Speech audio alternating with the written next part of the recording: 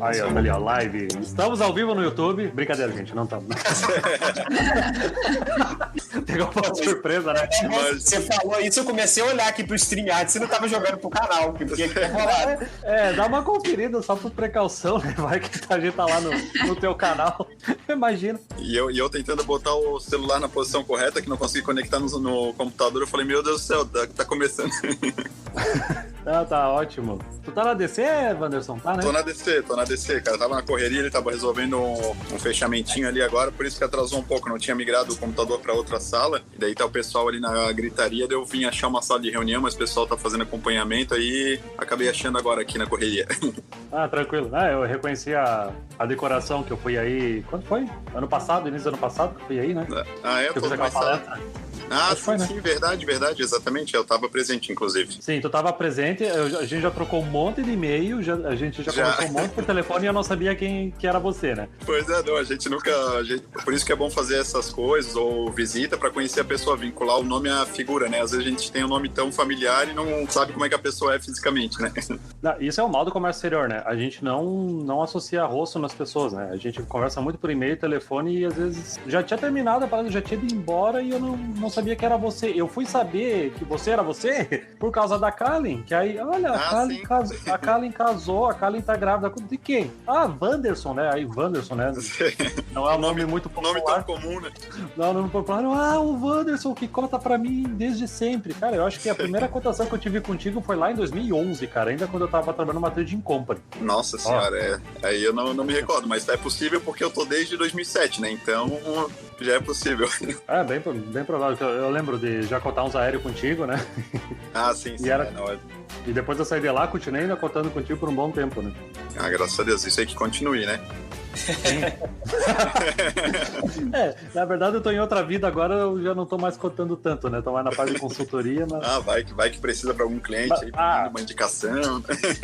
Sim. Cotamos sim com a Royal, a Interfreight também, pra agradar todo mundo. Fala mal pra você ver que eu paro esse broadcast aqui live aqui agora. Eu tô na mão do Léo hoje, ele que tá gravando pra nós. Vixe. Sacanagem. Cara, Wanderson, como é que tá tua menina? É a Maitê, né? Maitê tá bem, cara, graças a Deus. Tá com... Filha da pandemia. Meses. Filha da pandemia, essa daí, meu Deus, nasceu no meio dessa loucura aí. Caramba. Mas, graças a Deus tá tudo bem, né, cara? O único problema é que a gente nenhum amigo conhece, né? Mal a família conhece, tá todo mundo afastado. Só que já tá muito mais adaptado do que... Todas as crianças hoje já são adaptadas ao celular, né? Ela com 3 meses, ela já olha, já quase tira selfie ali. Porque só vive nisso, né? Imagina. Nossa. Cara, vai pegar um livro, vai ficar passando o dedinho assim na tela do livro, né? Já que vai passar pela... Não, imagina, ela olha pro celular, vamos falar com a avó agora. Daí temos que fazer uma videochamada para falar com a avó. Daí já dá risada pro celular, já tem toda aquela interação com o celular, né? Na hora que conhecer uma pessoa, acho que vai sair correndo, coitada. Que loucura, né? Cara, isso...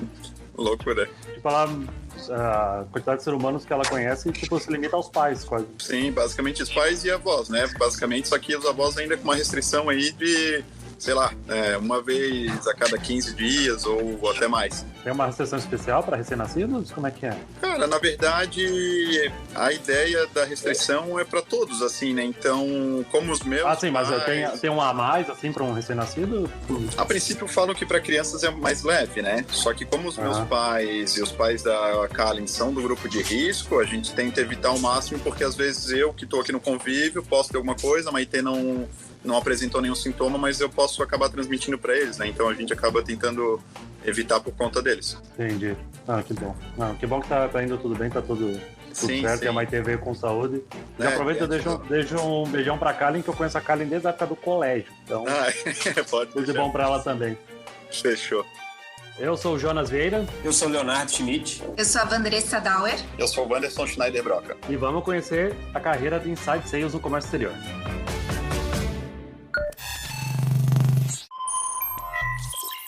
Saudações, movimentadores da balança comercial ao InvoiceCast. Já começamos no podcast a apresentar as áreas que se pode atuar no comércio exterior. Contudo, dentro de cada existem variadas carreiras, do qual boa parte delas sequer conhecíamos quando estávamos na sala de aula e outras estão surgindo só agora, conforme o comércio exterior avança na sua gestão e tecnologia. E para inaugurar a série, vamos conhecer a função Inside Sales no agenciamento de carga, da perspectiva prática de quem atua nela. Leonardo, quem é você na fila do pedido de cotação urgente? Bom, eu sou Leonardo Schmidt, né? Eu sou um dos diretores da Interfreight, mas eu comecei no agenciamento, meio que estagiando dentro do departamento de Inside Sales. Né? Foi o meu primeiro contato dentro de um agente de cargas, foi no setor de Inside Sales. Então já fiz muita cotação, já fiz muito bid, virei madrugada comendo pizza, bebendo cerveja e preenchendo planilhas gigantescas de bids, por aí Massa. vai. Andressa, quem é você nessa fila? Então, eu sou bacharel em comércio exterior. Eu trabalho na área de comércio exterior há 9 anos. Eu trabalhei já na área de despacho aduaneiro, já trabalhei na operação por muito tempo e eu trabalho há 2 anos como Inside Sales na Royal Cargo do Brasil. Legal. Wanderson, se apresenta, por favor. Saudações, pessoal. O Wanderson falando. Trabalho há 13 anos na área de comércio exterior, sou formado bacharel em comércio exterior também. Comecei como operacional, já fui financeiro. Quando eu entrei na DC Logísticos Brasil, comecei a atuar como customer, que era um mix, aí, vamos dizer, de inside sales com pricing. Fazia tanto contato com os clientes, assim como composição de oferta e negociação com os agentes. Mais recentemente, atuava como inside sales e já passamos por poucas e boas aí junto aos nossos clientes, sempre buscando a melhor solução aí para agregar valor ao negócio do nosso cliente. Massa. Nossa, você já falou algumas outras áreas que a gente vai ter que conhecer em outros episódios, mas vamos pro básico. Wanderson, explica pra gente o que é Inside Sales. Qual que é a função, o que se alimenta? Olha, hoje eu sei que para alguns agentes de carga existe uma tratativa diferente, né, para o termo Inside Sales. Mas nós aqui na DC, a gente segue a premissa de que o Inside Sales é o vendedor que atua em conjunto com o Sales Executive, né? Os dois atuam em conjunto para melhor atender o nosso cliente numa determinada carteira. Qual que é a premissa básica? Efetuar contatos com os clientes, fazer prospecções, fazer manutenção de clientes que já são da carteira da empresa ou do vendedor em questão, efetuar cotações, verificar quais são as melhores logísticas que atendem a necessidade do cliente, pensando desde rota, questão de custos ou outros poréns que possam existir aí no meio do caminho, compor essa oferta, enviar ao cliente e acompanhar essa oferta junto ao cliente, entendendo se o que foi ofertado atende realmente a necessidade dele. E se sim, fechar a oferta para passar para a operação, para que o processo de fato dê início e seja acompanhado até a chegada no destino final. Você pulou a mágica do prazo da cotação, de entregar antes mesmo de receber o valor das cotações, a mágica da virar à noite da China para conseguir um valor urgente. Só detalhes, né? Detalhes. Outro ponto também importante nessa parte de Inside Sales, tem uma função também que é muito relevante, que é a busca da lucratividade nos processos, até nos processos que estão em andamento, também a redução dos custos, né, nesses processos, tanto para a empresa quanto para o cliente também. Isso é verdade, porque... E é muito complicado, eu acho, na parte da lucratividade, para você conseguir ter ganhos no agenciamento de carga, porque o próprio frete entra no valor aduaneiro, né? Então já encarece a armazenagem, já encarece os impostos, então eu imagino que deva ser muito difícil você trabalhar isso com o cliente para mostrar o valor que vocês têm, né? Mas até queria voltar num detalhe que o Wanderson comentou para um de vocês responder. Qual que seria a diferença de um Inside Sales, Sales Executive, que seria o executivo de vendas? O que tem de diferença entre os dois, assim, que dá para deixar bem nítido? A principal parte, no meu ponto de vista, existe a distinção, às vezes, das responsabilidades da carteira do cliente. Vamos supor, né, além do que o Sales Executive aqui na DC, pelo menos, ele é responsável por fazer as visitas em locos, manter o relacionamento interpessoal com o cliente final, sabe? O Inside Sales também tem essa função, também pode fazer isso, só que geralmente ele fica mais voltado para a questão da cotação em si, buscar a melhor logística, o melhor preço para atender a necessidade do cliente. Não que o Sales Executive não possa fazer isso, ele faz, só que ele tem outras funções, como manter esse relacionamento próximo e prospectar novos clientes, que às vezes impede que ele fique 100% em cima daquela cotação, como o Inside Sales está fazendo. Então, a gente atua aqui como se fosse os dois braços da operação, né? Eu não consigo atuar sozinho como Sales Executive, sem ter um Inside Sales me dando suporte, e vice-versa, porque se porventura o Inside Sales for atuar sozinho, ele tem a capacidade, às vezes, de fazer uma cotação, de prospectar um cliente por telefone, mas às vezes ele não vai conseguir estar no campo de batalha, que a gente fala que é ali na rua, no dia a dia, para poder fazer, de repente, uma prospecção ou uma conversa diferente para fazer o cliente, de fato, entender, levar a oferta em mãos para demonstrar como funciona a operação. É uma coisa que a gente consegue trabalhar em conjunto. Assim. Eu concordo com o Wanderson. Acrescentaria mais, assim, as funções, de fato, elas, em alguns pontos, elas se misturam um pouco, mas, ao mesmo tempo, eu acho que pesa muito o que é a responsabilidade principal de cada um, né? O foco do Inside Sales é, de fato, desenhar as operações, desenhar as soluções logísticas, fazer as cotações, montar as cotações, né? Por mais que ele também possa dar atendimento ao Sales Executive, essas são as funções primárias, as responsabilidades maiores. E o vendedor, o contrário, né? A função principal dele é dar o suporte, dar atendimento, prospectar novos clientes. O vendedor é aquele que, o Sales Executive, o vendedor é aquele que o primeiro problema, o cliente liga para o vendedor, né? Sim, ele resolve. Deu a cara a tapa ali para o cliente, né? Então, quando dá problema, seja um problema que está às vezes na mão do inside, ou da operação, ou do desembaraço, ele vai atrás do vendedor, né? É verdade, a gente puxa mais ou menos como se fosse, entre aspas, o responsável pela conta, como eu comentei. Não que os outros participantes, que a operação, o financeiro, toda a cadeia não seja responsável. Pensando, teoricamente, todos somos responsáveis. Mas a partir do momento que deu algum problema ou deu algum entrave, o cara vai puxar a orelha do vendedor, falando, cara, tu me prometeu uma coisa, não saiu mais ou menos assim, resolve pra mim. Não, beleza, vamos correr atrás. Isso é verdade. Todas as vezes que eu tive problema aí no agenciamento, eu vou primeiro com o cara que me vendeu. É o cara que me mandou a cotação que eu vou reclamar. Tu me falou isso aqui e não tá acontecendo, me ajuda aí, né, cara? E aí o coitado tem que ir atrás das cabeças pra resolver, né? É verdade. Ô Vandressa, tem alguma sazonalidade no trabalho de vocês? Ou, digamos, um pico, assim, digamos, sexta-feira é o pior dia do comércio exterior para Inside Sales, na verdade, para quase todo mundo, né? Mas, enfim, tu consegue sentir isso no trabalho de vocês, que tem um horário, ou até o mesmo tipo de produto, assim, que você nota essa diferença? Então, na verdade, assim, todos os dias, para mim, pelo menos, são bem parecidos, assim. Determinados clientes... É que depende do cliente, né?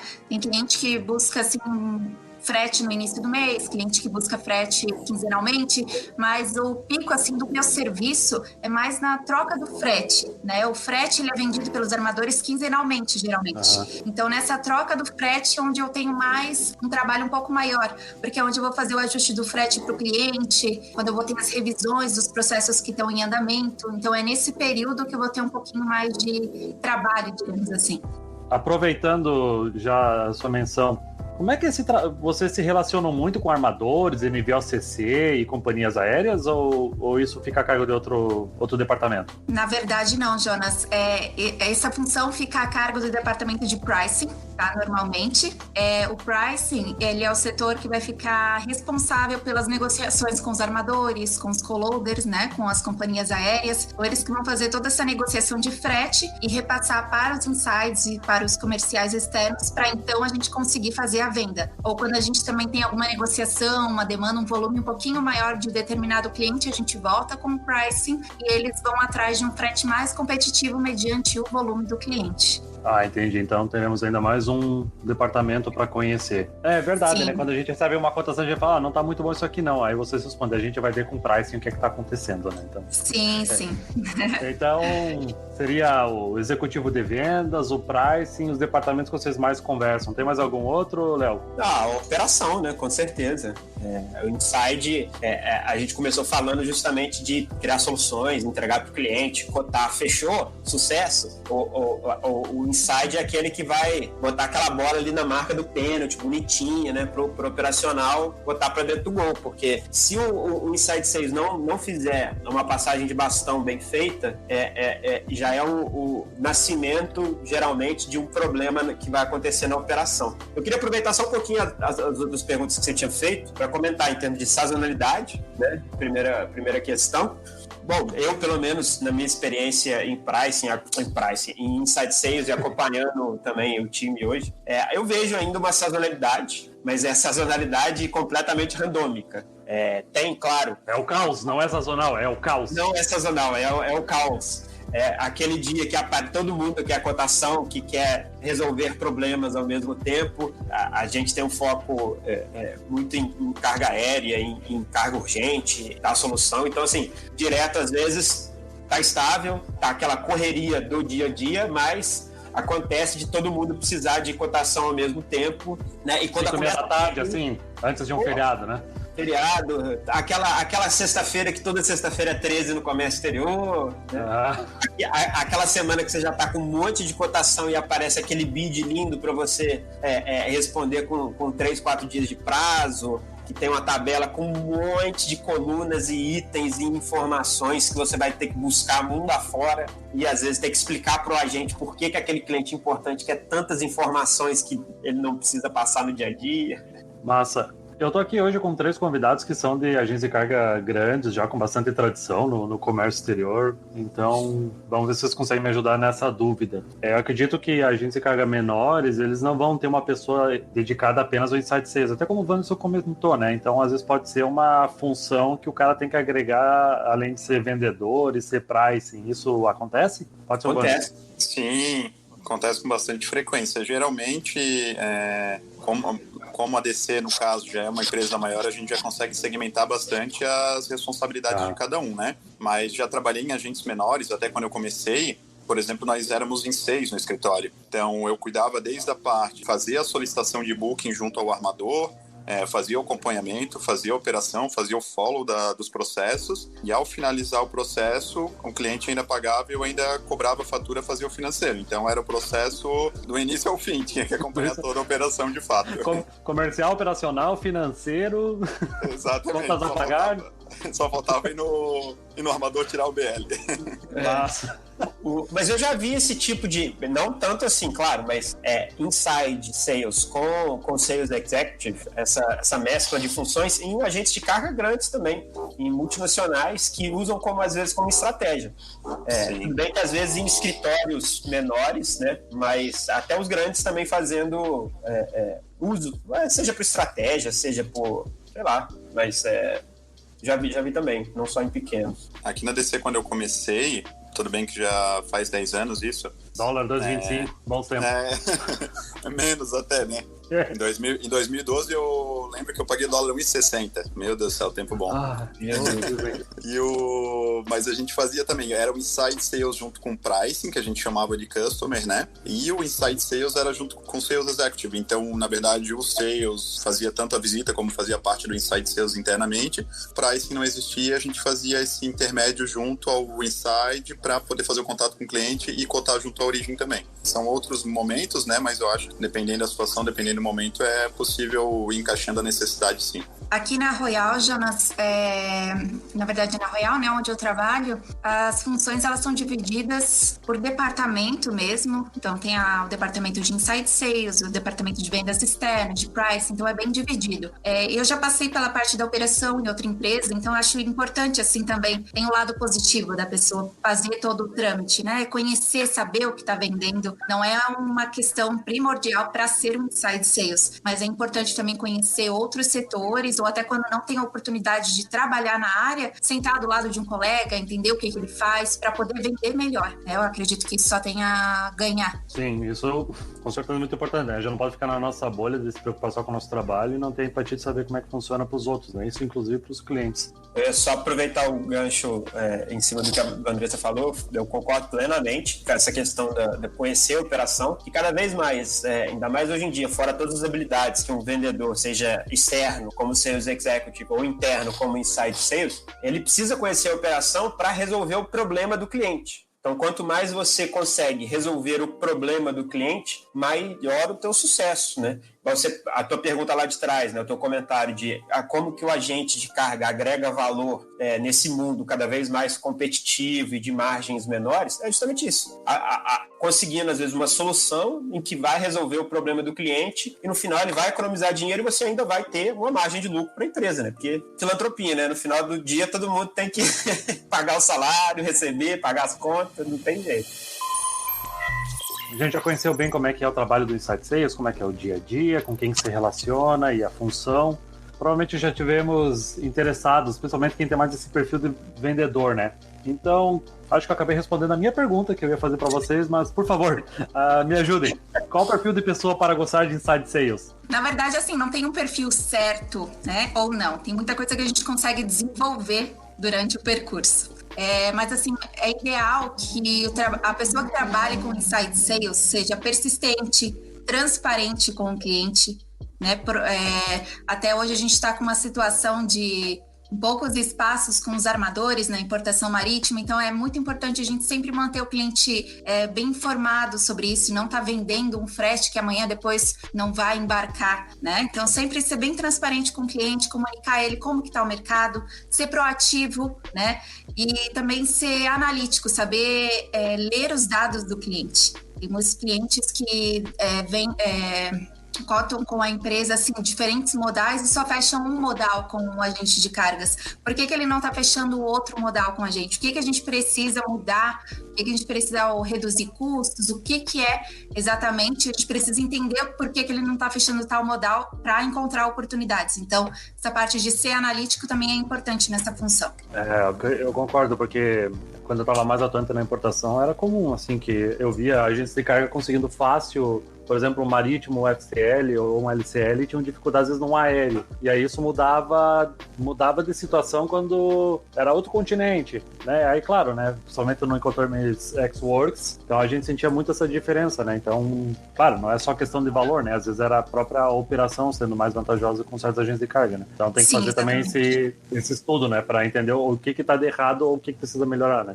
Claro, não ser só vamos dizer assim, um preenchedor de propostas comerciais, e sim saber ler o que o cliente está precisando para a gente conseguir aumentar os números com ele, né? Desde que o cliente colabore dando um feedback que use, né? Façam isso, por favor. Também, é muito importante. Eu concordo com a Vandressa, e assim, eu costumo dizer que uma coisa, o Inside Sales ali, ele precisa entender, às vezes, o que o cliente quer, sem às vezes nem o cliente saber o que ele quer. Você receber algumas informações que às vezes não estão bem escritas ou o próprio cliente ainda não sabe direito de fato o que ele quer, você poder ler, entender até onde faltam informações para ir atrás do cliente e ser um arquiteto. Tem muita gente que ainda vê no mercado, o site está dando uma cotação, uma proposta. Aí comoditiza demais esse processo de cotação, mas em vários momentos aquele processo de cotação não é, igual a Vandressa falou, um preenchedor de cotação. Ele tem que entender, ler o que o cliente precisa e construir com o pricing, com agentes, com as ferramentas que ele tem, qual que é a melhor solução para aquela operação do cliente, ou até mais de uma opção de solução. É isso que vai fazer a diferença, às vezes, em fechar ou não uma operação e não só o preço no final do dia, né? Se todo mundo cotar o mesmo serviço, vira preço, mas se alguém pensar numa solução alternativa, diferente, uma outra companhia aérea, embarcar de outra forma, aí que vira o jogo, né? Então, assim, mais uma vez, concordo com a Vandressa, o perfil analítico, saber analisar, ter aquele conhecimento estratégico. Muita gente, às vezes, se apega muito no que tem em sistema, no que tem em informação, e esquece, às vezes, de abrir o Google e ver, onde está essa carga? Olhar para um mapa, né? Às vezes você está olhando para um embarque de uma forma, levando para um aeroporto X, e de repente tem um outro aeroporto a 200 quilômetros que você tem uma opção muito mais vantajosa, muito mais competitiva para o cliente que você não olhou antes, né? Então, assim, agente parceiro mais perto, com armazém, com preços melhores, alguma coisa assim, né? Outras condições, pensar direito fora da caixa. Então, essa capacidade analítica e algumas manhas, né? Alguns tics fazem muita diferença. Que eu concordo com o pessoal, e realmente uma coisa que para mim foi muito importante, não vou dizer que tem que ser uma regra, mas eu imagino que é bastante importante para todo mundo que tem interesse de trabalhar como inside. Ter uma vivência, ter uma experiência em outros departamentos antes. Digo isso porque eu peguei algumas situações, casos em que o cliente tinha uma certa necessidade. Se eu fosse seguir só a parte de ser o sales aí do inside, né, só o vendedor, eu ia falar para ele que simplesmente, não é possível. A forma de atuar hoje, tendo conhecimento de como funciona a operação, tendo conhecimento de como funciona o pricing, é muito mais direcionado, é muito mais eficaz, porque o cliente fala, cara, eu preciso que tu faça isso. Eu vou falar, olha, eu vou tentar, só que hoje, se tu for pensar bem, a gente não tem tempo hábil para isso. Vamos supor tal e tal situação, vamos supor, por exemplo, a gente estava falando agora de um embarque aéreo. O cara fala, pô, eu preciso que esse embarque aéreo chegue aqui em 2 dias. Eu falo, cara, a gente hoje para Santa Catarina, tirando a exceção do voo aí de Cargueiro até Florianópolis que startou essa semana de Miami, a gente não tem nenhum outro voo que vem direto ao estado de Santa Catarina. Então, a princípio, ou ele vai para o aeroporto de Guarulhos ou ele vai para o aeroporto de Viracopos, independente de qualquer lugar que ele vier do mundo, pensando na logística para Santa Catarina. E para isso a gente vai ter uma DTA. Só a DTA de Guarulhos ou Viracopos para Navegante, Joinville ou Florianópolis, que são nossos principais aeroportos, leva de 2 a 3 dias. Então já cai por água aí a argumentação do cliente. Então é muito importante sim a gente ter o perfil de entender a necessidade do cliente, saber se comunicar. Só que é muito importante a gente ter sim uma vivência, ou pelo menos uma base, no que a gente vai estar vendendo, né? Porque se porventura a gente fala alguma coisa que sabe que não vai acontecer, ou às vezes por maldade, ou às vezes por falta de conhecimento, depois a gente vai ter um problema para poder resgatar o cliente, fazer ele voltar a confiar em ti. Se tu já tem um embasamento, tu consegue explicar para ele, como a Vandressa bem disse, tu passa o cenário correto para ele. Pô, hoje da Ásia a gente está com dificuldade de espaço para fazer embarques. O cliente vai confiar em ti da forma como tu colocar, e com isso tu ganha alguns pontos. Ou se tu quiser ser aventureiro e se arriscar, não, eu consigo, e porventura tu não conseguir, talvez tu vai ter um pênalti aí mais para frente, né? Então, eu acho que é muito importante todos os pontos que eles comentaram, mas eu julgo bastante importante entender a cadeia como um todo para tu fazer uma oferta assertiva, fazer uma venda assertiva e atender de fato a necessidade do cliente. Priorizar o que o cliente precisa ao invés de querer bater uma meta de vendas, né? Porque Justo, exatamente. Porque senão a meta do mês seguinte não vai ser batida com esse cara, né? Exatamente, para que tu possa ter ele como um cliente fiel na tua carteira e que tu possa contar com esse serviço, com essa carga durante um bom tempo. Certo, vocês gostariam de sugerir soft skills, hard skills, adoro essas palavras em inglês, que sejam úteis para a função, virtudes ou qualidades que geram certificados e diplomas que vocês acham importante ter nessa função de site sales? Bom, na verdade, nessa parte assim de se formar, ter um mestrado, alguma coisa nesse sentido para ser inside sales, eu acredito que eu conheço muitas pessoas que são inside sales e que não têm um bacharel em comércio exterior ou são formados em outras áreas, mas que acabam desenvolvendo essa área de vendas, já tem um dom também e consegue atender muito bem os clientes e tudo entrega, né, o que é necessário para a empresa. Então, eu acredito que não tenha nenhum curso, nenhum tipo de habilidade nessa parte de estudos, assim, para ser um inside sales, e sim querer se desenvolver, ter a capacidade de persuasão, ter proatividade. Eu acho que isso conta muito mais. Saber levar não é importante? Porque acredito que deva levar bastante não, né? Muito importante. Muito importante saber levar não e buscar soluções, e o cliente muitas vezes vai dar um retorno negativo, muitas vezes não vai dar um retorno, então a gente tem que saber levar numa boa, saber levar não, saber levar uma falta de resposta, né? E mesmo assim ser persistente, entrar em contato com o cliente no outro dia, na próxima semana, como se estivesse tudo bem, né? E vida que segue, assim. Eu só queria adicionar um detalhe que nunca na história desse podcast alguém caminhou tanto como o Wanderson. Eu tô fugindo do barulho. Tá muito massa isso. Parece aquele filme de terror da Bruxa de Blair, cara. A gente só vê a tua carinha. Cara, isso é meta de passos diários. Meta de passos, né? Você não fica cobrando. Tá terrível. Mas vai lá, Léo. O que você recomenda? Em termos de software, resiliência, que tem tudo a ver com o que a Vandressa falou, né? Você tem que ter resiliência, saber separar muito pessoal do profissional, ter essa gestão emocional, né? Escutar o não do cliente no dia seguinte, igual a Vanessa falou, Vandressa falou, tá sorrindo, sorrindo através do telefone, mas sorrindo porque... E as lágrimas caindo, né? Sim. Sorrindo enquanto as lágrimas caem, né? Sim. Isso. Eu revisei 5 vezes essa cotação pra tu dizer não. Mas então, assim, resiliência, tem que ter muita resiliência, tem que ter criatividade para pensar fora da caixa, às vezes, numa solução. Tem que ter conhecimento em termos de hard skills. Acho que o resumo todo aqui é conhecer a operação um pouco, conhecer de todas as pontas, faz muita diferença, igual o Wanderson falou, então faz total diferença. E você conhecer também as ferramentas que você está à disposição, não só o histórico de operação, de como as coisas funcionam, mas o que tem de serviço no mercado hoje, o que está acontecendo, né? Qual que é a probabilidade daquele prazo acontecer ou não, de embarcar ou não, e ser transparente. E não pode ter medo de números.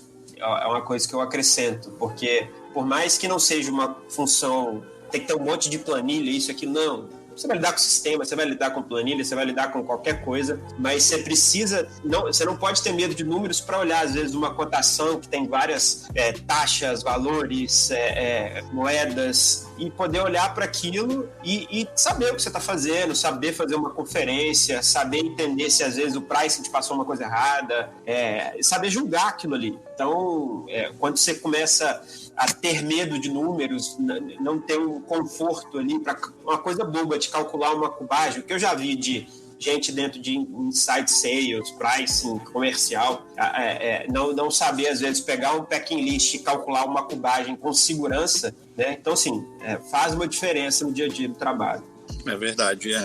Complementando o que o pessoal comentou, imagino que cabe bem nessa questão, tipo assim, cara, eu tendo um MBA, eu vou ser um ótimo inside sales? Não, eu acho que vai muito da tua garra, da tua dedicação, da tua vontade de fazer o negócio acontecer. Uma palavra que eu utilizo bastante é a questão da responsabilidade. A gente sabe, não só nesse departamento em si, como todos os outros, as pessoas que têm responsabilidade acabam se destacando. Então eu acho que é uma coisa muito importante tu trabalhar e tu se dedicar para que aconteça. Por exemplo, tu conversou com o cliente, tu prometeu alguma ação, ou o cliente pediu, mesmo que tu não prometeu, mas tu se comprometer com aquilo, tu tentar atender o cliente, tu ir buscar, tu ir atrás. O cliente simplesmente pedir e tu olhar teu relógio, não, são 6 horas, eu vou embora e amanhã eu vejo, tu já não vai atendendo o teu cliente. Então, uma habilidade que, cara, tudo bem, a gente sabe que a gente tem um compromisso depois, várias pessoas acabam tendo outros compromissos, mas é muito importante tu tentar atender o teu cliente, e às vezes tu vai ter que fazer uma hora extra, tu vai ter que fazer alguma coisa assim. Então, eu acho muito importante a dedicação e responsabilidade para poder atender o cliente, buscar para eles alternativas, buscar as melhores condições.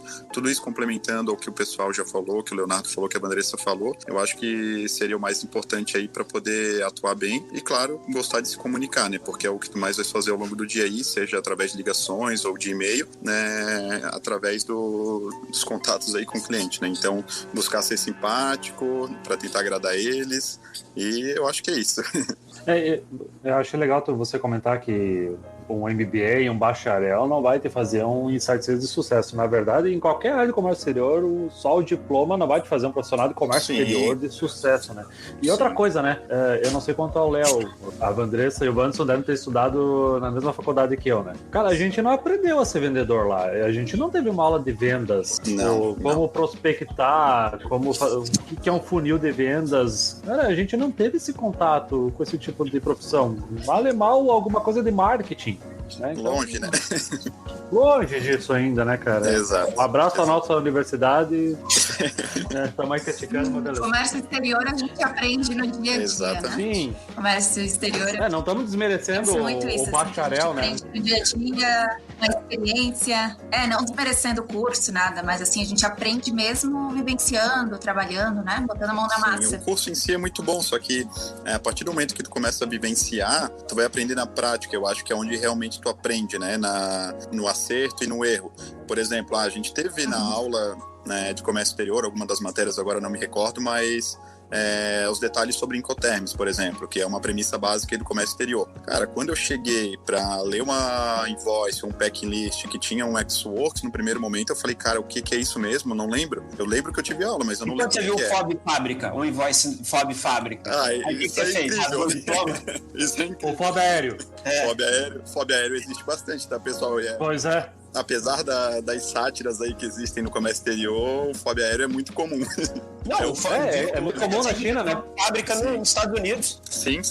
Daí a gente tem que interpretar, cara, o que tu tá querendo com isso? Vamos pensar. Ou eu sozinho tento interpretar aquela invoice falando, cara, um FOB Fábrica, vamos seguir no Ex-Works, dando uma de louco. Ou não, vou ligar pro cliente, beleza, fulano de tal. Geralmente, cara, quando é fábrica é um Ex-Works. Tem alguma coisa que a gente possa fazer diferente, será? Toda aquela malemolência para não ofender, né, Wanderson? Entender o que tá acontecendo, exatamente. Ou você quer mesmo que eu coloque o navio lá no interior dos Estados Unidos? É isso mesmo. Não vai dar muito certo. Muito bom. Como é que é o caminho? Eu acho que isso é uma coisa que vocês podem se sentir à vontade para falar, mas como é que é o caminho para vocês fazerem o cliente valorizar vocês e a empresa além do preço? Eu acredito que vocês sejam os principais responsáveis por isso, né? Porque vocês são as primeiras pessoas a serem procuradas ou procurar, às vezes, um cliente, né? Junto com o executivo de vendas. Sim, a ideia, no meu ponto de vista, é demonstrar confiança, demonstrar que tu sabes fazer o que tu tá dizendo, sabe? De nada vale tu ter uma mega estrutura, saber fazer uma operação e tu não saber repassar isso pro cliente, assim como o contrário também é válido. Tu falar 1000 maravilhas e na hora de efetuar o processo em si, operacionalizar ele, nada daquilo acontecer. Então, entender como a tua operação funciona, entender como o negócio funciona, passar isso da forma mais clara, mais precisa pro cliente, para que ele entenda que realmente vai acontecer daquela forma ou muito próximo daquilo. Claro que imprevistos acontecem, a gente tá aí para isso. Se fosse tudo 100% perfeito, o cara pegava, botava a aeronave na companhia aérea ou botava direto com o armador e não precisava do agente de cargas.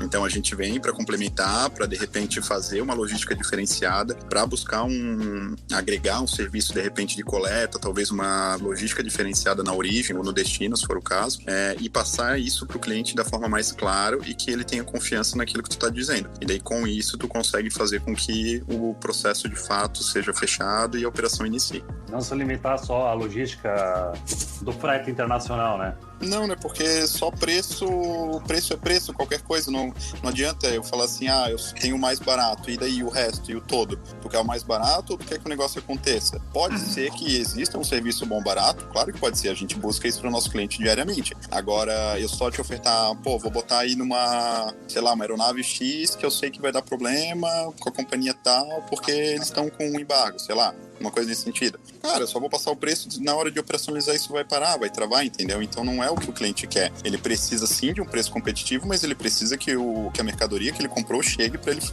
dar o destino final que ele precisa, seja uma peça para fazer a máquina da fábrica não parar de rodar, seja um item que ele, por exemplo, que a gente vivenciou muito aqui, termômetros e testes rápidos para conter o Covid. Cara, eles tinham uma necessidade tremenda, era urgência, aquilo, precisa para agora.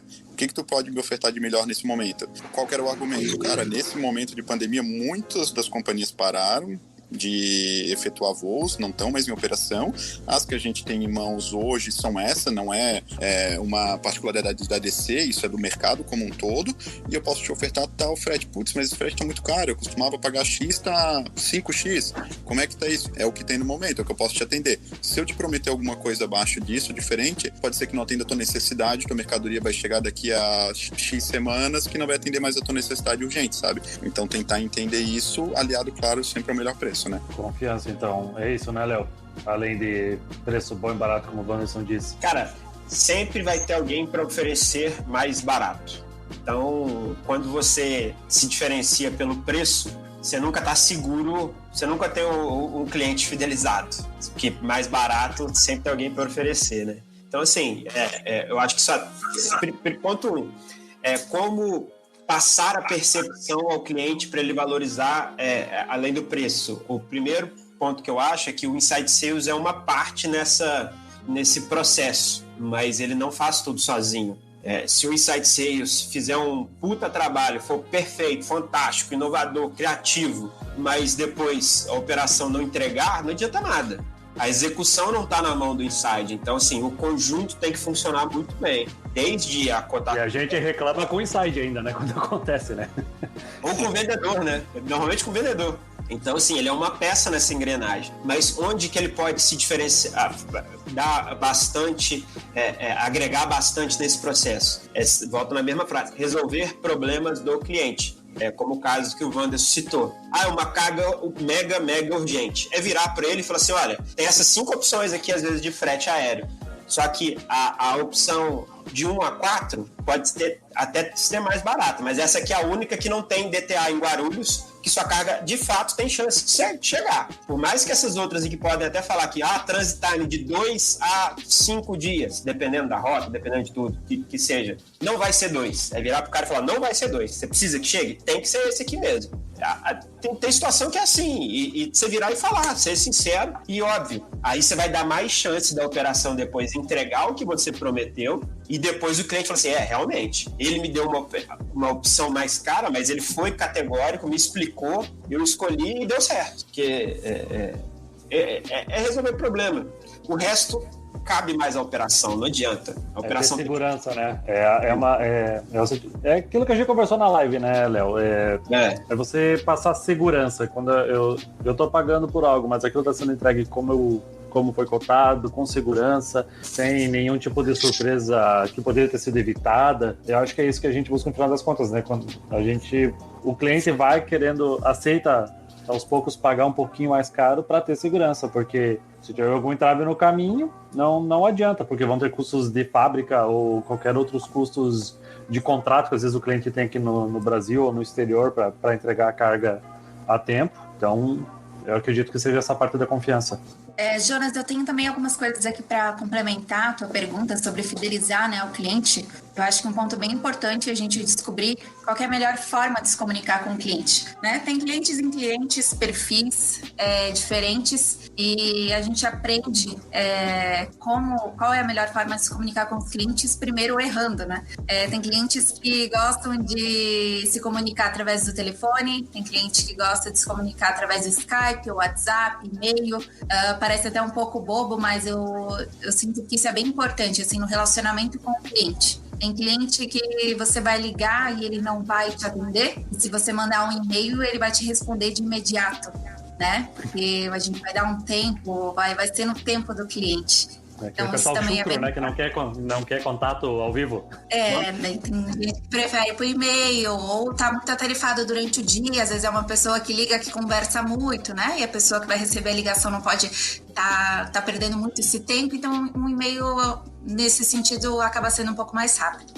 Então, eu acho que o primeiro ponto para fidelizar um cliente é descobrindo qual que é a melhor forma de se comunicar com ele. Eu tenho bastante clientes ali na Royal que eu converso muito por WhatsApp, que eu tenho uma conversa um pouco assim mais... Não é uma conversa tão séria, diremos assim, né? E você acaba criando um relacionamento até um pouquinho mais pessoal com o cliente, perguntando como que ele fez no final de semana, como é que tá a família, por conta do Covid, principalmente.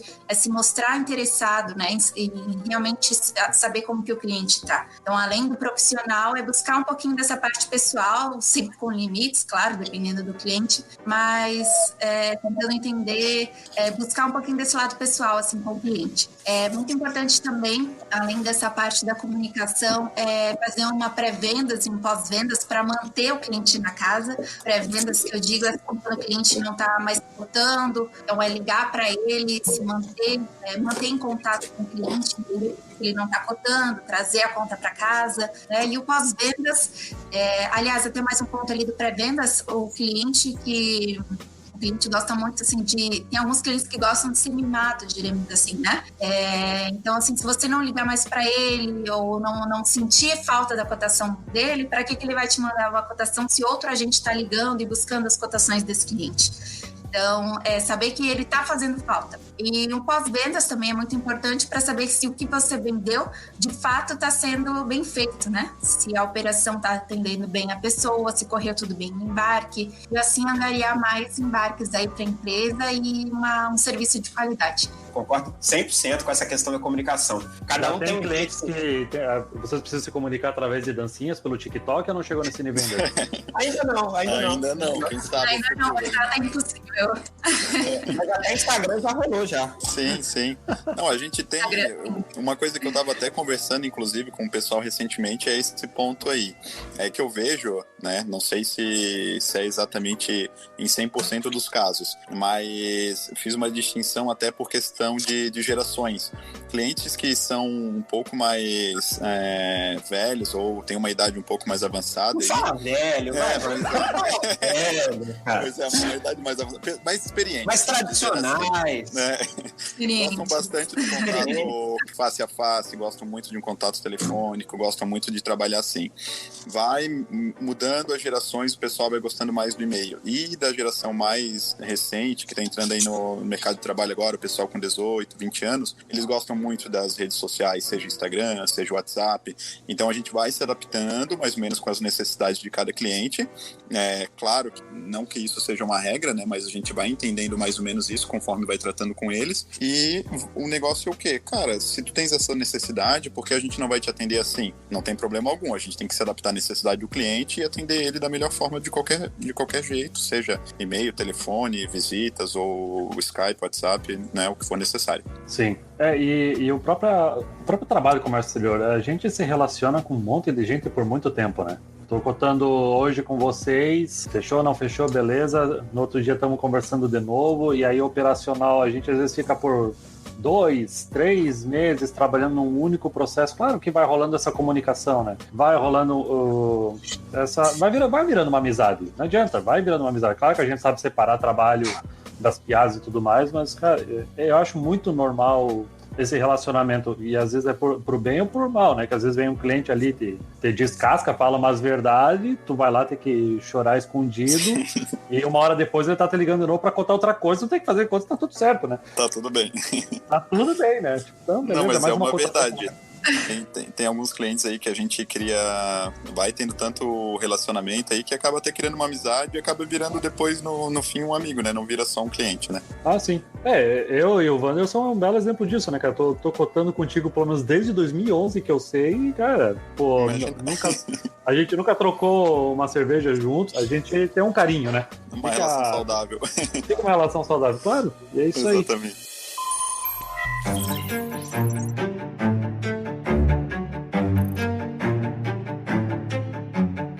E aí, gostou do programa? Nos ajude curtindo, comentando e compartilhando nas redes sociais. Se quiser discutir sobre ele com outros ouvintes e participar da construção da pauta do próximo episódio, entra no grupo do Telegram, o link dele tá nas redes sociais. Mas se não achar, é só pedir pra gente que nós enviamos. Trabalhos encerrados, até a próxima.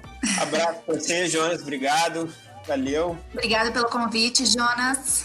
Eu adorei. Obrigado. Sucesso a todos.